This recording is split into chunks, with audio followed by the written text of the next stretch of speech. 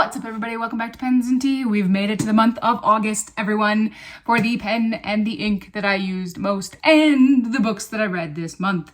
This month I only read one because it was a very busy month, and I read fluff. I read Crashing Heat by Richard Castle.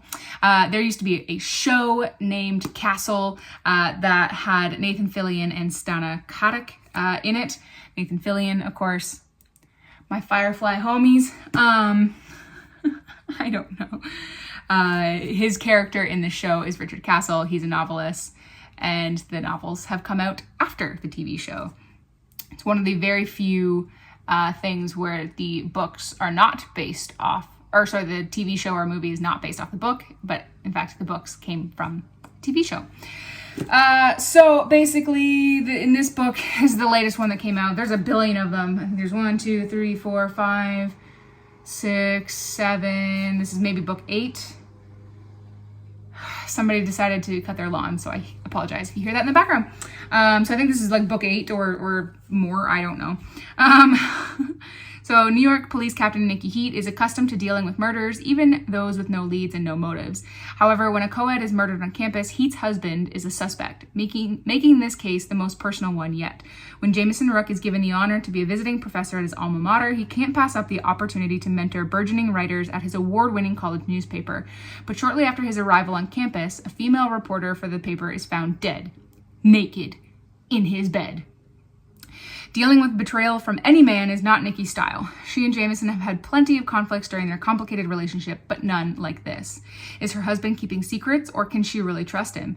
In order to find out, Nikki gives Jameson the benefit of the doubt and digs into his theory of secret society within a secret society.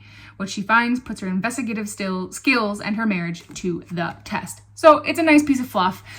Basically a whodunit story.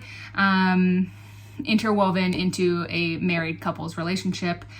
Pretty comical, which I appreciate. If you've watched the show at all, the books follow that style pretty well. So it doesn't get too heavy into anything. It's a basic whodunit.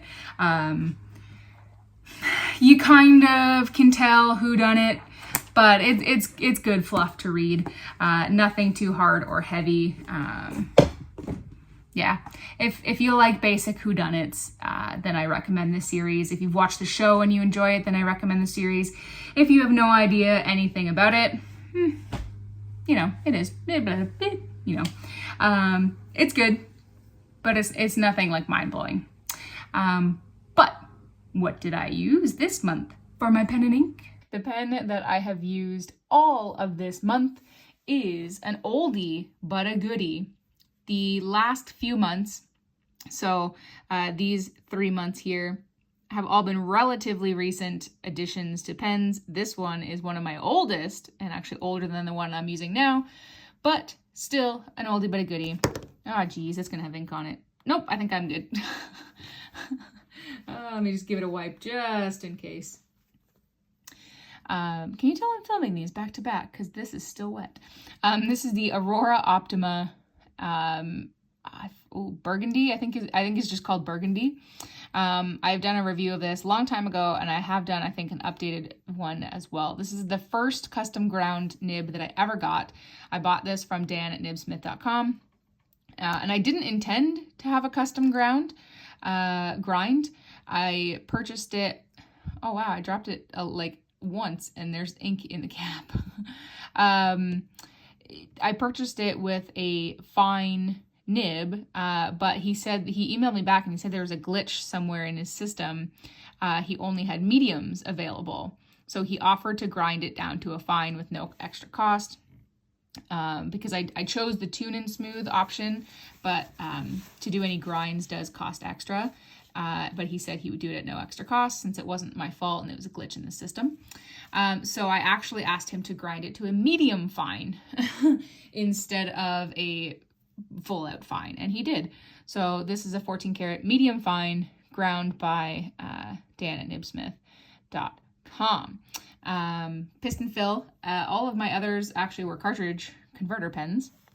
And the ink, I am silly. I threw out the ink vial. I also got it from Van Ness Pens. So it's like kind of like this, but I have completely used the entire 4 ml sample this month, and it is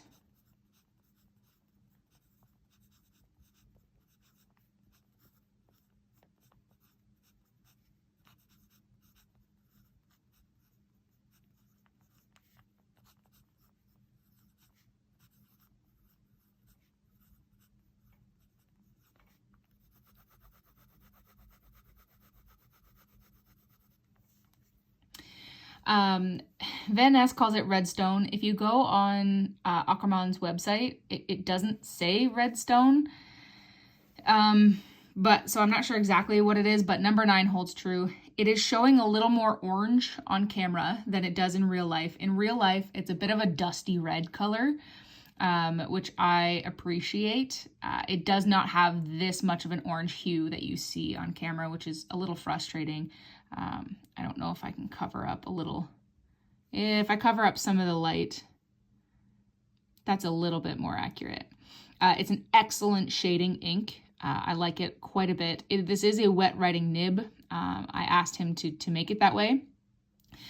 So it does have an excellent flow. I've done a full review of this pen before if you want to see details about it. But I really, really, really like the ink. I've gone through the entire 4 milliliters of ink and I'm almost out. This is the last little bit I have in this pen. So I have thoroughly enjoyed my time this month with this pen and ink combination. Super smooth, super wet, well behaving. I haven't cleaned it out yet, so we'll see. Reds can be sometimes a little bit tricky. But you can fully disassemble this pen and clean it out. And I think I've done a video on that as well. I've done so many that sometimes I forget what I have and have not done. But I love this pen. It fits really well in my hand. You can post it if you wish. Like I said, if you want to see a full, oh yeah, there's ink in the cap. If you want to see a full detail review on it, definitely check that